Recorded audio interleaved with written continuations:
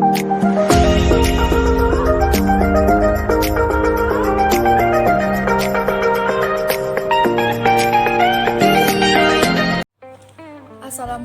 warahmatullahi wabarakatuh. Perkenalkan, nama saya Mega Sasmita Rastianingsih, NIM 2081032 dari Prodi D3 Kebidanan tingkat 1. Di sini saya akan menjelaskan peran dan fungsi bidan sebagai pelaksana, peneliti, pengelola, dan pendidik. Peran bidan. Peran adalah perangkat tingkah laku yang diharapkan dan dimiliki oleh orang yang berkedudukan dalam masyarakat. Peran bidan yang diharapkan adalah 1. Sebagai pelaksana. Sebagai pelaksana, bidan memiliki 3 kategori tugas, yaitu tugas mandiri, tugas kolaborasi, dan tugas ketergantungan. A. Tugas mandiri atau primer merupakan tugas mandiri bidan, yaitu tugas menjadi tanggung jawab bidan sesuai dengan kewenangannya, meliputi 1. Menetapkan manajemen kebidanan pada setiap asuhan kebidanan yang diberikan. Yang kedua, memberikan pelayanan dasar pranikah pada remaja dengan melibatkan mereka sebagai klien. Yang ketiga, memberikan asuhan kebidanan kepada klien selama kehamilan normal. Yang keempat, memberikan asuhan kebidanan kepada klien dalam masa persalinan dengan melibatkan klien atau keluarga. Yang kelima, memberikan asuhan kebidanan pada bayi yang baru lahir. Tugas kolaborasi merupakan tugas yang dilakukan oleh bidan sebagai anggota tim yang kegiatannya dilakukan secara bersamaan atau sebagai salah satu urutan dari proses kegiatan pelayanan kesehatan. Yang pertama, menerapkan manajemen kebidanan pada setiap asuhan kebidanan sesuai fungsi kolaborasi dengan melibatkan klien dan keluarga. Yang kedua, memberikan asuhan kebidanan pada ibu hamil dengan risiko tinggi dan pertolongan pertama pada kegawatan yang memerlukan tindak kolaborasi. Yang ketiga, memberikan asuhan kebidanan pada ibu dalam masa persalinan dengan risiko tinggi dan kegawatan yang memerlukan pertolongan pertama dengan tindakan kolaborasi dengan melibatkan klien dan keluarga. C. Tugas ketergantungan atau merujuk, yaitu tugas yang dilakukan oleh bidan dalam rangka rujukan ke sistem pelayanan yang lebih tinggi atau sebaliknya, yaitu pelayanan yang dilakukan oleh bidan sewaktu menerima rujukan dari dukun yang menolong persalinan, juga layanan rujukan yang dilakukan oleh bidan ke tempat fasilitas pelayanan kesehatan lain secara horizontal maupun vertikal, atau ke profesi kesehatan lainnya.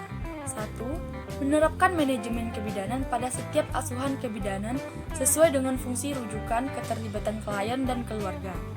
Yang kedua, memberikan asuhan kebidanan melalui konsultasi dan rujukan pada ibu hamil dengan resiko tinggi dan kegawat daruratan. Yang ketiga, memberikan asuhan kebidanan melalui konsultasi dan rujukan pada masa persalinan dengan penyulit tertentu dengan melibatkan klien dan keluarga. Yang keempat, memberikan asuhan kebidanan melalui konsultasi dan rujukan pada ibu dalam masa nifas dengan penyulit tertentu dengan kegawat daruratan dengan melibatkan klien dan keluarga. Yang kelima, memberikan asuhan kebidanan pada BBL dengan kelainan tertentu dan kegawat daruratan yang memerlukan konsultasi dan rujukan dengan melibatkan keluarga. 2. Peran sebagai pengelola. Sebagai pengelola, bidan memiliki 2 tugas, yaitu tugas pengembangan pelayanan dasar kesehatan dan tugas partisipasi dalam tim. A. Pengembangan pelayanan dasar kesehatan.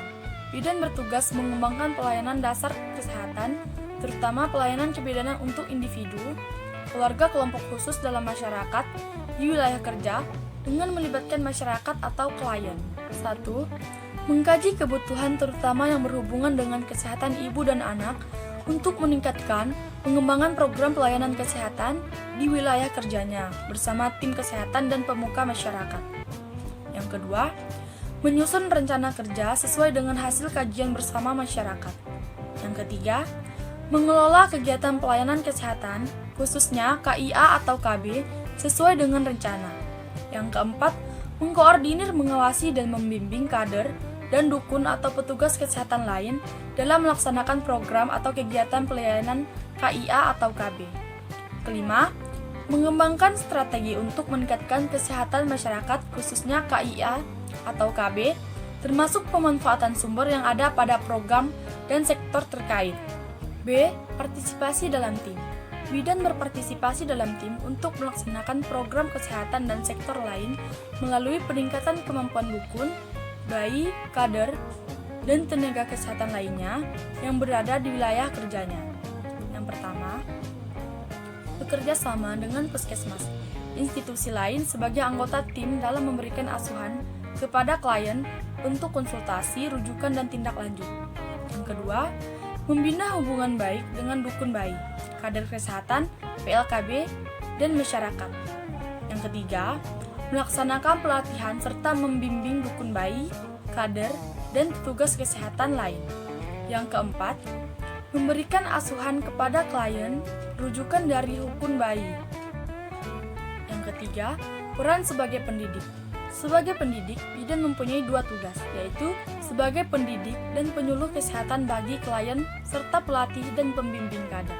Yang A, memberikan pendidikan dan penyuluhan kesehatan kepada individu, keluarga, dan masyarakat tentang penanggulangan masalah kesehatan khususnya di KIA atau KB. Yang B, melatih dan membimbing kader termasuk siswa bidan atau keperawatan serta membina dukun di wilayah kerjanya. Langkah-langkah dalam memberikan pendidikan dan penyuluhan yaitu yang pertama, mengkaji kebutuhan akan pendidikan dan penyuluhan kesehatan. Yang kedua, menyusun rencana jangka pendek dan jangka panjang untuk penyuluhan. Yang ketiga, menyiapkan alat dan bahan pendidikan dan penyuluhan. Yang keempat, melaksanakan program atau rencana pendidikan dan penyuluhan. Yang kelima, mengevaluasi hasil pendidikan dan penyuluhan. Yang keenam, menggunakan hasil evaluasi untuk meningkatkan program bimbingan. Yang ketujuh, mendokumentasikan kegiatan. Peran sebagai peneliti. Yang pertama, melakukan investigasi atau penelitian terapan dalam bidang kesehatan, baik secara mandiri maupun kelompok. Yang kedua, mengidentifikasi kebutuhan investigasi atau penelitian. Yang ketiga, menyusun rencana kerja. Yang keempat, melaksanakan investigasi. Yang kelima, mengolah dan menginterpretasikan data hasil investigasi. Yang keenam, menyusun laporan hasil investigasi dan tindak lanjut. Yang ketujuh, memanfaatkan hasil investigasi untuk meningkatkan dan mengembangkan program kerja atau pelayanan kesehatan. B. Fungsi bidan. 1. Fungsi pelaksana. Fungsi bidan sebagai pelaksana yaitu adalah yang pertama, melakukan bimbingan dan penyuluhan kepada individu, keluarga, serta masyarakat pada masa pra-perkawinan. Yang kedua, melakukan asuhan kebidanan untuk kehamilan normal, kehamilan dengan kasus patologis tertentu, dan kehamilan dengan risiko tinggi. Yang ketiga, menolong persalinan normal dan kasus persalinan patologis tertentu. Yang keempat, merawat bayi segera setelah lahir normal dan bayi dengan risiko tinggi. Yang kelima, melakukan asuhan kebidanan pada ibu nifas. Yang keenam, memelihara kesehatan ibu dalam masa menyusui. Fungsi bidan sebagai pengelola yaitu adalah mengembangkan konsep kegiatan pelayanan kebidanan bagi individu, keluarga, kelompok, masyarakat, sesuai dengan kondisi dan kebutuhan masyarakat setempat yang didukung oleh partisipasi masyarakat dan menyusun rencana pelayanan kebidanan. 3. Fungsi pendidik. Fungsi bidan sebagai pendidik mencakup yang pertama, memberikan penyuluhan kepada individu, keluarga, dan kelompok masyarakat terkait dengan pelayanan kebidanan dalam lingkup kesehatan serta KB. Yang kedua, membimbing dan melatih dukun bayi serta kader kesehatan sesuai dengan tanggung jawab bidan. Yang ketiga, memberikan bimbingan kepada para peserta didik bidan dalam kegiatan praktik di klinik dan di masyarakat. Yang keempat, mendidik peserta didik bidan atau tenaga kesehatan lainnya sesuai dengan bidang keahliannya. 4. Fungsi peneliti. Fungsi bidan sebagai peneliti mencakup melakukan evaluasi pengkajian survei dan penelitian yang dilakukan sendiri atau berkelompok dalam lingkup pelayanan kebidanan dan melakukan penelitian kesehatan keluarga dan KB. Sekian penjelasan materi yang dapat saya sampaikan. Kurang lebihnya saya mohon maaf. Saya ucapkan wassalamualaikum warahmatullahi wabarakatuh.